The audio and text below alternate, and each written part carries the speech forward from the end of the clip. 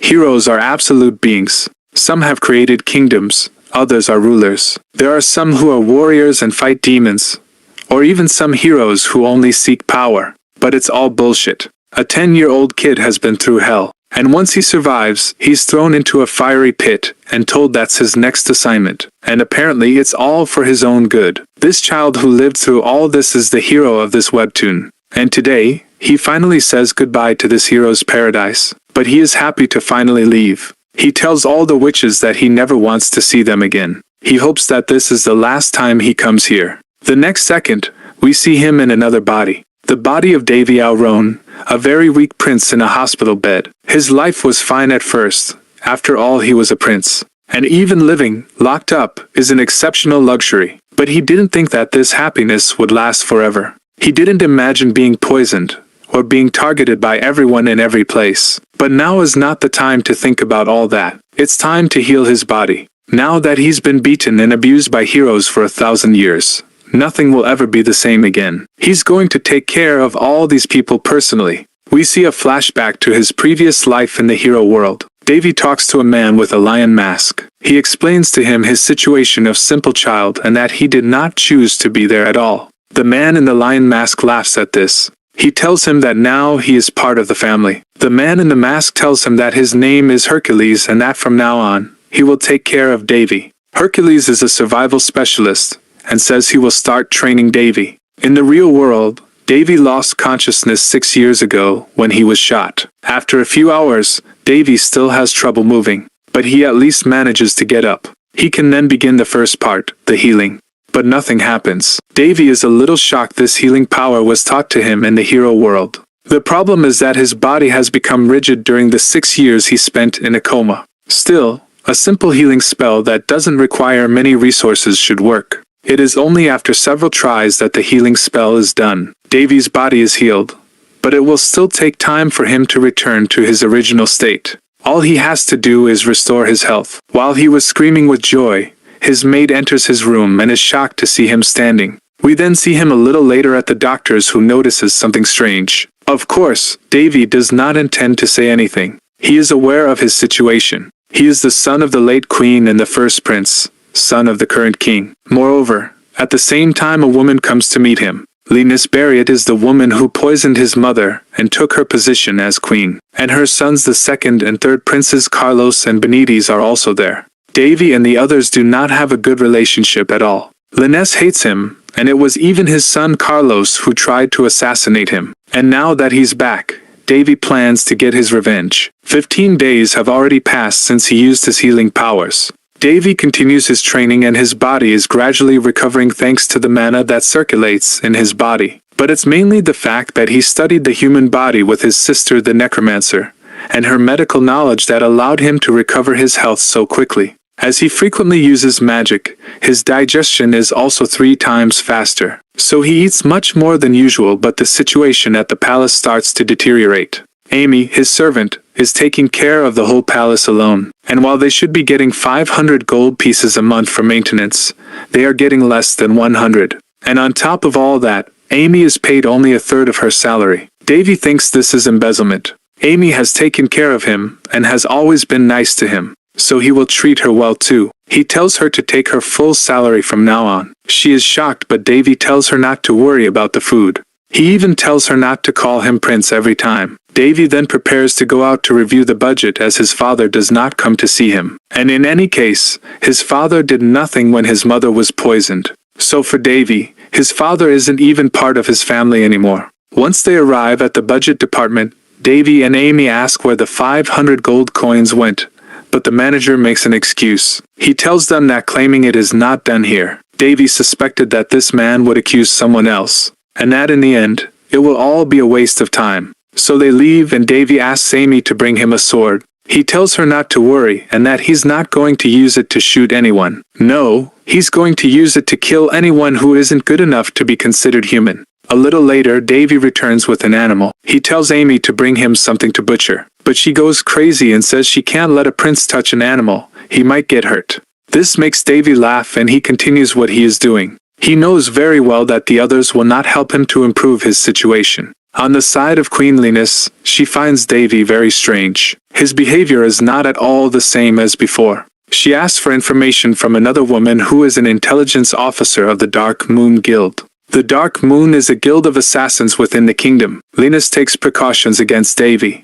She says that in any case, she can keep him alive or kill him if she wants. Devi, on the other hand, is always thinking about his life in the world of heroes. He remembers an experiment that his older sisters made him do, an experience he never wanted to do again in his life. But he will have to do it again now. Amy comes to him and asks if he plans to walk in the forest today too. Devi is much closer to Amy these days. She lets him do what he wants, unlike in the beginning when she was worried all the time. In the forest, Devi starts his training with the magic breath. It is a technique invented by an ancient hero that uses the mana freely available in the atmosphere. But it is a very powerful technique and must remain secret. Devi must not show it to everyone, so he stops his training as he knows he is being watched. He thinks that it must be the queen who sent someone. He prefers that the others still think that he is a sick and weak guy.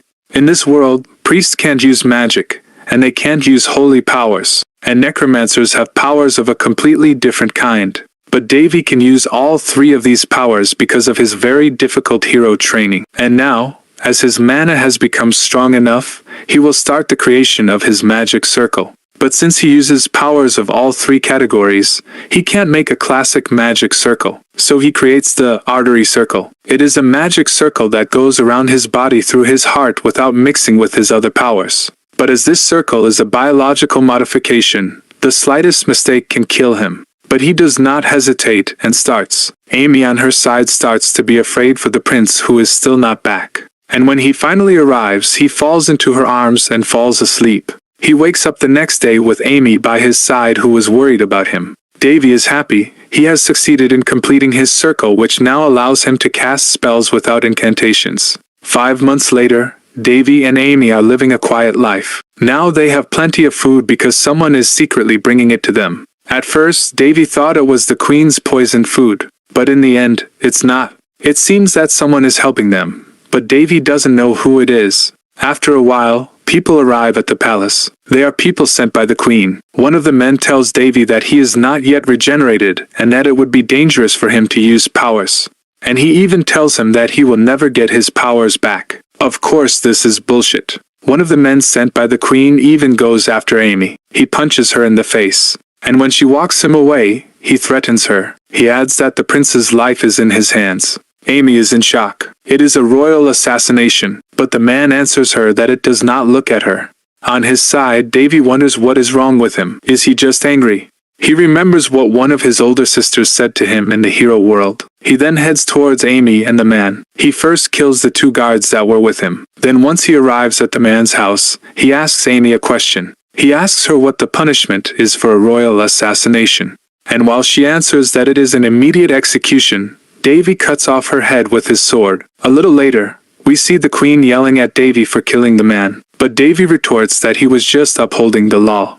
She tells him that he has no proof, but Devi does not intend to let it happen. And he starts to get violent towards the queen, so all the queen's guards appear. Then Devi sits back down calmly. He even tells her that he knows it was Carlos who tried to murder her. Devi warns her. He tells her that from now on, he will not sit around and suffer as he did in the past. The queen is completely shocked. Back in her palace, the queen goes crazy and says that if it's death Devi wants, he will find it. She is determined to kill him by any means necessary. On the other hand, rumors are spreading about what happened at the first prince's palace. People said that the first prince went crazy and his reputation has fallen. But Devi still lives quietly with Amy. She still brings the bags of food and medicine from the unknown. They also receive a visit from someone who brings them all those who are responsible for the embezzlement. And their punishment for this betrayal is an immediate execution. Devi intends to live up to his reputation as a prince who loves blood. Besfis, the man who brought the traitors to him, is the leader of all the royal family's servants. He also tells the prince that he will be assigned new servants. Devi asks that Amy remain as his personal servant, and that she be appointed as his chief servant. Devi also tells Besfis to stop sending him bags of medicine. He had found out it was him, but Besfis pretends not to understand what he is talking about. Soon after, the 4th prince and the 2nd princess come to visit the prince. Princess Winley and Prince Barris arrive in his room. We learn that the king has for Queen Linus and 2 concubines. And these 2 are the 2 children of the first concubine, who is neutral, unlike Linus and the second concubine. The 3 princes discuss and explain that they have been living in a remote land since Davy was in a coma. The first daughter of Winley and Barris' mother was sent abroad by the queen, who hated her. So to protect them, their mother sent them away. And there, they learned magic and even how to fight with swords. While they were bickering as usual, Winley and Barris talked about a swordsmanship competition. They tell Davy that they have asked for permission for him to go with them, and that it would be nice since he rarely leaves the palace. Davy reads the letter and sees that it's like an Olympics. He accepts the invitation and says that he will go with them. Barris even tells him that if he is too weak, he can carry him on his back. Davy thinks that it is a good idea. He thinks that it is the moment to have some fun. On the other side, we see Besfus serving a tea. He says that this sword competition would be interesting. Besides, Barris is almost 14 years old, and almost an adult. And he adds not to worry. The first Prince Davy has become much straighter. His calmness and splendid perception surprised him. He was amazed at how much Davy had grown. And the person he was talking to was actually the king. So, the king replies to Bessus that all this is quite sad. So Davy finally goes to the track competition with Barris. And on the day of the ceremony, he even sees his father. His dad is there to meet Barris and encourage him for the épée competition. Davy realizes that his father has changed. He is not as charismatic as he used to be. He looks rather weak. Davy, Barris, and Winley take a ride in a carriage. But the evening while they make of the campsite, Davy notices that they were followed. He suspects that it must be Queen Linus. Davy noticed some dark moon assassins outside his house. But since it's night, and no one can see his abilities, Davy will take care of them himself. There are 20 of them, but it doesn't matter. They kill them all one by one. On the other side, we notice that it was indeed Queen Linus who had done this. And when the dark moon tells her that they didn't succeed in their mission, the queen gets angry. She says that she will give them one last chance. Otherwise, she will break their contract. The next day, Davy and the others finally arrived. The tournament includes 8 countries. And each country has brought 4 representatives. They say this tournament is perfect for finding individual talent. In fact, he mentions a famous swordswoman princess. Davy doesn't know her, but that's because she became popular when she was in a coma. This princess is Elena, and she is known to be the carrier of a super powerful thickness. We also meet a girl on her side, but we don't know her identity yet. The evening at the banquet, Davy and the others spend all a good moment. And a little later, we even meet again the girl whose identity was secret. And when Davy sees her, he thinks he sees Harris, one of his big brothers in the world of heroes that he had trained. This girl is in fact the one who inherited his power and his sword. He was shocked that she looked so much like him. And at the same time, a prince from another country who is participating in the tournament tried to mess with Davy. Except Davy doesn't intend to let that go. The prince challenges him to a duel and Davy agrees. Everyone is shocked because he wants to fight someone who is participating in the tournament, and is therefore very strong. Even Barris thinks that he has weaknesses because of his coma and that he shouldn't accept, but Davy tells them to trust him. Davy even offers him a bet. Whoever loses will have to kneel down in front of everyone to apologize. They take a wooden sword and the duel begins. Davy even hesitates to fight seriously. In any case, he is still the prince who came out of the coma less than a year ago, so he shouldn't show his real skills. But Davy has found the solution. He's going to use a technique he learned, the drunken sword. With this technique, he swings his sword, as if he was drunk. And so, people think that he is weak and that he makes random movements. He learned this technique in the land of heroes. His master told him that it was a technique to make a fool of himself, and make his birthday the clown of the society. So Davy completely humiliates the prince in front of him, and everyone in the room watches the fight. And as the prince starts to use all his abilities, even though it's a friendly fight, Davy fakes a fall and takes him down at the same time. Everyone is shocked at the position the prince is in, and even if they say that it is lucky, the prince is still humiliated. On his side, the prince was still very angry. He was raging, breaking everything in his palace. And while he was even saying that he wanted to kill Davy, he hears a kind of voice, and asks him if he wants to kill him. He asks the voice who it is, but the voice only answers that it can help him to kill him. She answers the prince, and she tells him that her name is Sherio. There is a very dark aura around her. The next day, The Barris fight finally takes place, and when Davy looks at who he is going to fight against, he is surprised to see that it will be against the prince that he himself fought the day before. He then thinks that the fight will be easy because Barris is much stronger than him. The fight begins. The two exchange blows. Of course, in tournaments, the use of mana energy is forbidden, and the one who uses it is disqualified. During the fight, everyone is a little shocked at the level of the prince. He was much weaker the day before. Davy even thinks that he is very talented and that he could improve a lot during the night, but he still thinks that there is something strange. He was right, because the prince shows a face that is not his usual face. And as they fight, the prince tries to kill Barris using his mana. At the same time, we have a flashback of the day before with Davy and Barris. Davy wanted to take precautions, and when he went to see Barris, he offered to give him a massage. The massage was just an excuse to get his energy into her body. It would allow him to be much more relaxed and to better control his body energy. And he also wanted to take no risks. He put a barrier in his body. Back to the fight. As the prince was about to kill Barris, Davy's barrier activated. It saves him from death, but Barris is still wounded. People are shocked that the prince tried to kill Barris. Everyone tries to talk to him, but he has a strange reaction. He seems to be possessed, and suddenly he kills one of the people who come to talk to him. Everyone is scared and screams.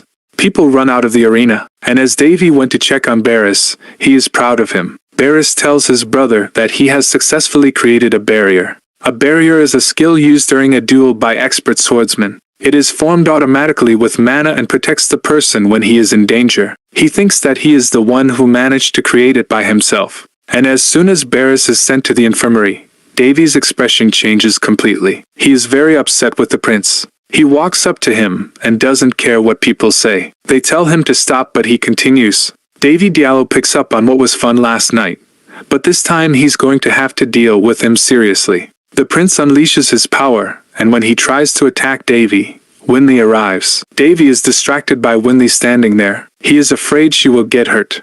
And at the same time, the princess Elena appears. She uses her mana, and thanks to her sword, she completely destroys the prince. She has absolutely no trouble to defeat him, although the prince has a rather monstrous form. And while they were chained and the princess Elena wanted to give him the coup de grace, he manages to free himself. He uses a spell with dark mana that destroys everything around him. Everyone is stunned and loses their life energy. Davy, on the other hand, uses light magic to protect his sister. He thinks it's a good thing Barris was removed, because now he can use his powers without anyone seeing him. And as he was about to attack the prince with all his power, he sees that Elena is still not on the ground. She managed to resist the power of the dark mana. Davy takes the opportunity to save her without her realizing it, and she asks him then how he makes to resist to this power when he is so weak. But Davy avoids the question. He says he does not know.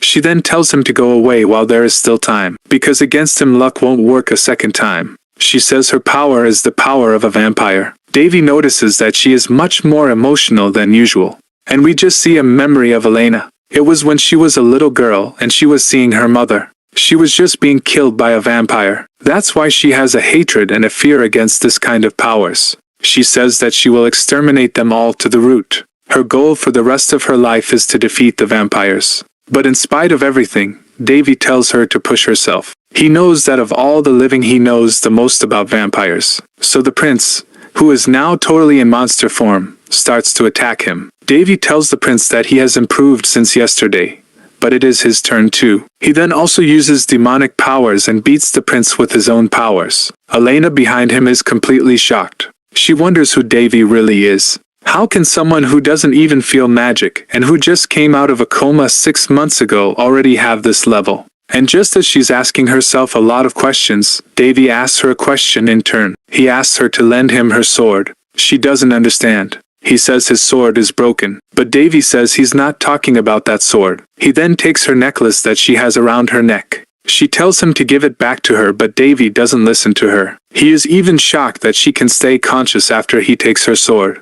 The sword that has a will of its own is shocked. She wonders how Davy can summon it, when his contract is still with Princess Elena, and Davy starts to use it. He asks how much longer she'll hide. He says he was expecting a vampire, but it turns out not to be the case. She is not just a vampire, but a vampire who has undergone an awakening. Davy starts to make fun of her, but she on her side is sure to defeat him without any difficulty. She tells him that he is a simple human, but Davy continues to laugh, and he says that she is the servant of a human, because yes, it is her that the queen hires to kill Davy. The fight between the two begins, and even if the powers of the vampire are very strong, Davy resists easily. After some time, he even manages to defeat her, and she flees, and Davy says it's not a good idea to chase her now. And at the end of the fight, Davy uses a power that is again very mysterious. It is a power that only he knows because his sister taught him in the world of heroes. The sword that has its own will, and even shocked by the power he uses.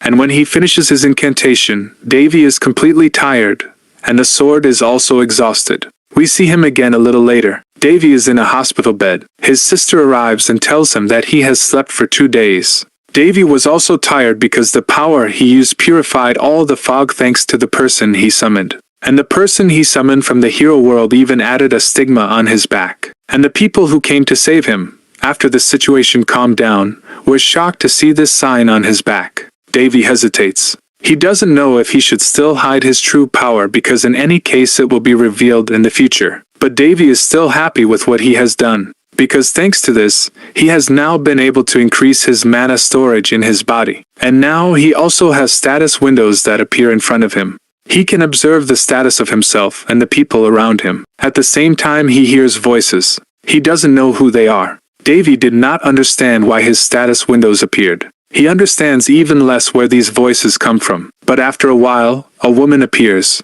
She is a rather mysterious woman, and her identity is not yet known. At the same time, Davy has memories of his past in the world of heroes. He was with his master who was painting. He asks him who the person he is painting is. His master tells him that she is a demoness. Her name is Berserk. When she was human, he adopted her as his daughter and taught her the art of the sword. And as if it were destiny, he is the one who slayed and sealed her to end the war. It is the demon queen of the abyss, Berserk. Davy and the demon queen Berserk are talking. Davy doesn't understand the situation and wants to know more. He even ties Berserk up. Berserk explains that she doesn't want to hurt him. She wants them to have a symbiotic relationship. She explains to Davy that the symbiotic relationship is related to the stigma on her back.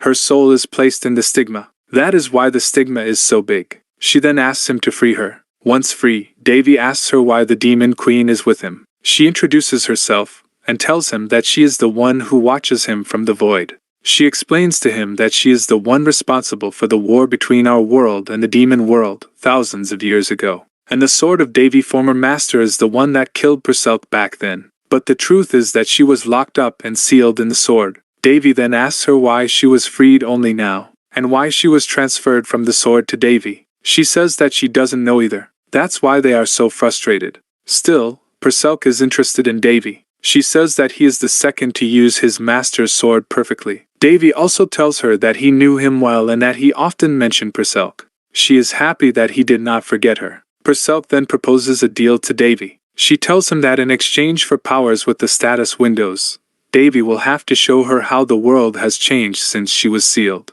Davy accepts and they shake hands. Finally the finger. A few days later, the Great Swordsman's Tournament became a party to celebrate the appearance of a stigma. Because people had seen the stigma on Davy back and it is a very rare event. So many people came to meet Davy during the day. Berserk tells him that it must be tiring to be popular. Davy is now thinking about what to do next. And he has finally found it. He goes directly to the other princes Winley and Barris. He tells them to pack up quickly. His brother and sister don't really understand what's going on. Davy tells them that it's boring to explain all the details now.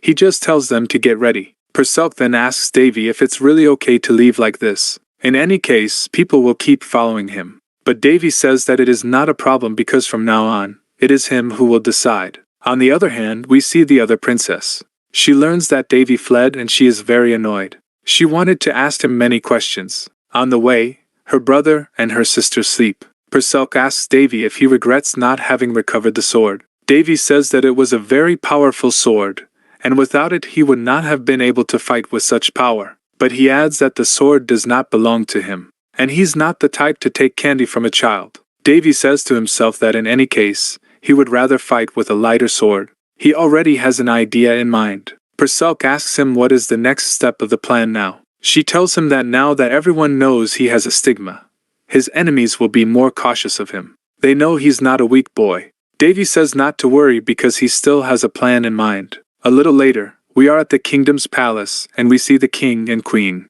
They say they are happy to see Barris back safe and sound. Then, when Davy arrives, he talks to Lioness. She reluctantly tells him that she is glad he got a stigma. Davy doesn't believe her. The king then tells everyone that they can go rest, but he asks Davy to stay. He tells him that they have to talk. When they are alone, the king asks Davy if he is upset. Davy says that he will be totally honest. He knows that the king has been taking care of him through his royal guards. The king has also noticed that Davy has changed a lot since his coma. Davy tells him that all this time he had something to ask.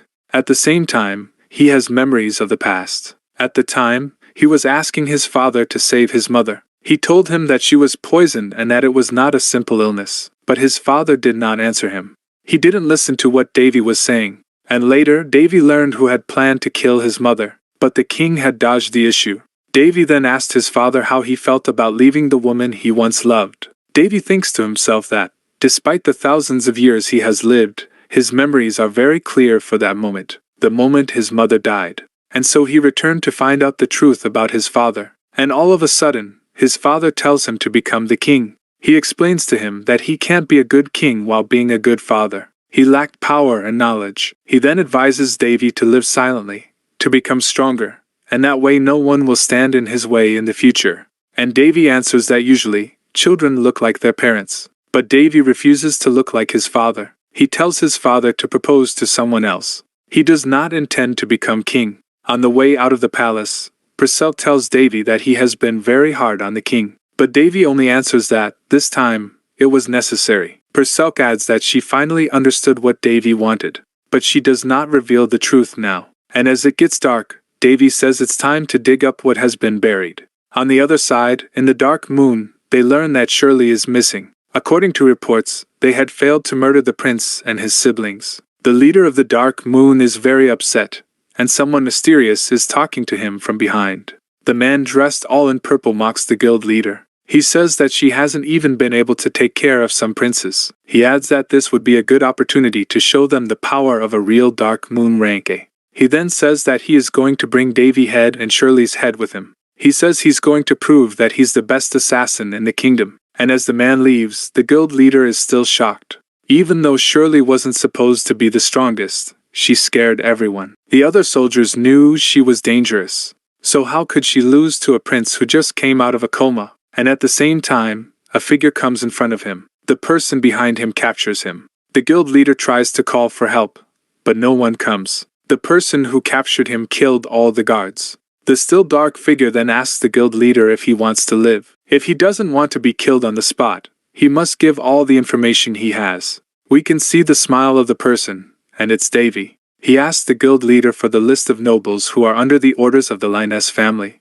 and he wants the information about all the crimes they have committed. And while the guild leader tries to escape, Davy scares him extremely. He feels a murderous aura. A little later, we see Davy again, who has with him several documents. It is the list with all the nobles and their crimes which they made. He says that with all this information, he could be able to get rid of many nobles. And Perselk says in turn that it looks like there will be a bloodbath soon. But Davy says it's not a good idea to kill them all. He says that no matter how prestigious a nobleman is, there will always be political enemies. Like, for example, his mother's former knight, Marquis Eric. Eric was one of the master swordsmen of the kingdom, and we see him at the same time on his side. He received a letter but doesn't know who it's from. It was definitely from Davy, who had put it on his desk. Perselk then asks what he wants, what his goal is.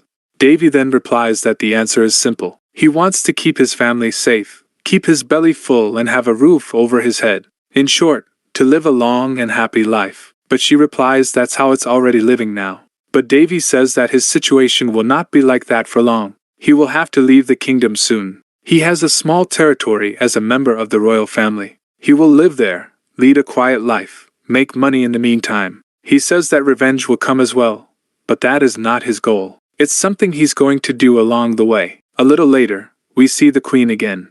She has learned that all the information centers in the Black Moon have been attacked, and she figures that if it falls into the hands of Marquis Eric, he may revolt. And she doesn't want him to get in touch with the prince. They are afraid of his behavior, and that he will destroy everything in the palace. And when he is about to leave, his brothers and sisters come to see him. They are sad that he is leaving, but Davy reassures them. A little later, Davy asks Amy to bring him all the documents of the territory he will now govern. She brought him everything, and Davy thinks that it can be a good place to develop his future. And apparently, this territory is cursed. The next day, Davy meets the Marquis Eric. Eric explains to him that his mother would be proud of him if she were still alive. Davy, on the other hand, thinks that the Marquis has recovered the evidence. His reaction to his mother's death makes him realize that he knows the plot behind the assassination. The Marquis even offers him his help, but Davy tells him that it is not his role. But he tells him not to worry. He will change this place to make it livable, and it won't be difficult. Davy is on his way.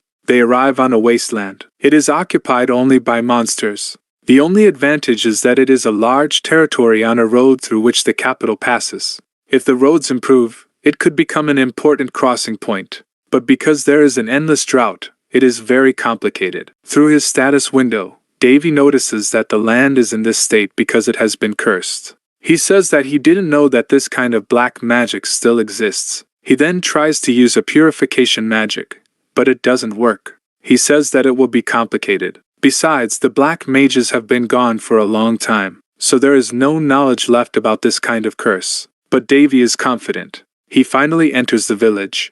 The villagers apologize to Davy, because there has been another attack. But Davy says that he is not worried. Davy promises them that he will change things. He has already spoken with the territory's guard team. He knows that there are some goblins who are bothering the village a little further, so he already plans to go and attack them. The chief of the guard explains to him that the protection is much weaker because of the famine that there was. Davy says that we must reinforce the defenses. So he gives a lot of money to the guards so that he can go and buy all the necessary materials and provisions. They are shocked that Davy has so much money. Davy then makes a speech to all the villagers. He announces to everyone that his first mission will be to eliminate the goblins. But the villagers are all afraid. There are only a few of them left to maintain the village. Davy will take advantage of this opportunity to gain the trust of the people. But the goblins have been there for a very long time, and they are quite powerful. So the other guards are not very confident about the success of the assault, especially since Davy only left with a few guards and some knights.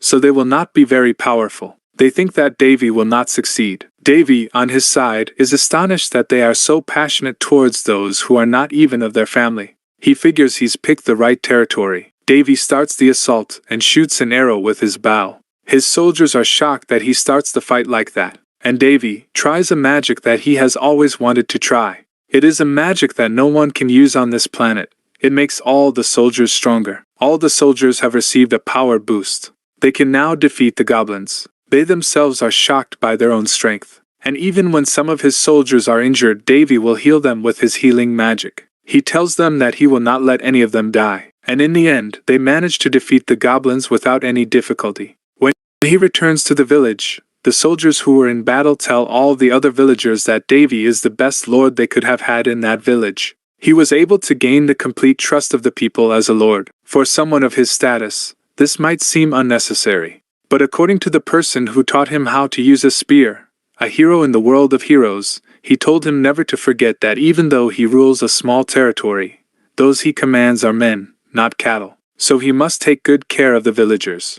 On his side, Perselk explains to him that despite everything, it will take time to rebuild the village properly, because even breaking the curse does not mean that the territory will return to normal. She tells him that there are no underground channels, so supplies are scarce. But because of the poor land, there is little food and the livestock is dying, and all the money Davy has brought to this village is only a temporary solution. In short, this land is not making enough profit. The only solutions he has found are to use the men of the village to become hunters. The other solution might be to heal the land.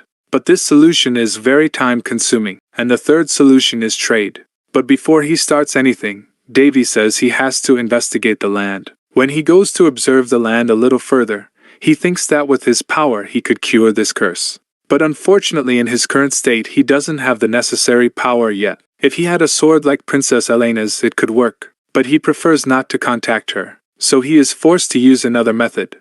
This other method had been taught to him by one of his older brothers, in the world of heroes. It is a magic that can decipher the arrangement of mana, and when he tries to understand the results given by this magic, he asks Perselk if it is really a curse. Because according to his magic, it's more like an automated greenhouse. He says it looks like it was built to force and adjust everything about the climate and geology across the land. He says that at the moment, there is a curse effect that he found through deciphering, but he does not understand why such a curse was created. What is certain is that it was created so that the territory becomes a dry land. So Davy starts to search for the curse to rearrange or change its constitution. And during his search, he comes across some ruins. He is surprised to see them here. He says that a place this old could be a huge discovery for historians and alchemists. And just in this kind of place there are often guards. And at the same time he meets him. The guardian of these ruins is a magic golem. We can recognize him thanks to the magic stone that he has on his head, which is his source of energy. Davy then starts to attack him directly, and steals his magic stone instantly. He says that this stone is a sign of fortune. On the other side, we see the villagers again. They are extremely happy that Davy became the lord of their village. Thanks to him, they finally managed to fight the goblins. But one of the villagers asks, although it is a good thing that the Lord could take care of the goblins, if there is really a future for the territory. But the others answer that they are not sure. The territory has been suffering from drought for a long time, and even the magicians and alchemists who came to their territory to do research have all given up. It's something that can't be solved. On the other side, we see Davy again. The magic crystal he found is a pure condensation of mana that forms naturally. He says it's 100 times more expensive and powerful than a mana stone of the same size. And considering the huge amount he found, he has to be careful. Because if he goes back to the village with all this, it could become dangerous. There would be a war between all the countries to possess it. Davy says that with a stone of this size, he would even be able to use a rank 9 mana circle. Once Davy enters the crystal, he figures that something is hiding here, and he wants to find out. But the first thing he does is, of course, to restore the water to the land. So he finally manages to unlock this curse. And we see a few seconds later, in the village, rain. The villagers are shocked. On the other side, we see the nobles. They have learned that all the evidence of their crimes has arrived at Eric's house. They all know that they are in a very delicate situation. He also wonders what the queen is doing right now, because maybe she could help them in their situation. They say that she is taking too much care of Davy, since he received his stigma. But they add that the shape of the stigma is very unstable, so he is not going to be able to control it. They say that Davy is just a piece of trash. One of the nobles tells them to shut up. It's Duke Barriot, from the same family as Queen Linus. He says that someone has to fight and take risks, and they must especially get the secret information back, because if they don't, they could be preparing for a civil war. The Duke knows that the others underestimate the prince too much. He, on the other hand, suspects that there is something surprising about this prince. He has gained influence very quickly. He will soon start to show his fangs. But he thinks that he will not be able to do anything with this poor territory, so he doesn't worry too much. On Davy's side, he was able to recover a crystal, and this crystal even allows him to change the weather by using the surrounding mana. He even used the rest of the crystals to make a dimensional bag. A week later, the land has already been restored tremendously. Everyone is working to cultivate the land. The villagers are very happy with the situation since the return of the prince. But Davy has not finished helping them. He gives them all a physical boost with his magic. And now he tells them to plant moonflowers. These moonflowers are quite rare, and thanks to all the villagers, he will be able to make them in large quantities. So it will be perfect for trade. This flower is imported from the west, so there are very few quantities available. And thanks to the crystal that allows Davy to change the climate at will, they can grow it. On the other side, we see a rather mysterious person. This person is himself joined by another person, and they look very much alike. These people are elves. One of the elves says that he had a dream. His dream showed him a curse that hit the forest. He even tells the other elf that if she stays in this forest, she might die. But the elf girl does not want to move from here. She says that someone could save this place. But who are these elves and what connection do they have with Davy? How will Davy make his territory more powerful to take his revenge? We'll see in the next video. By the way, if you liked the video, tell me in comments, and subscribe so you don't miss the next episodes coming soon.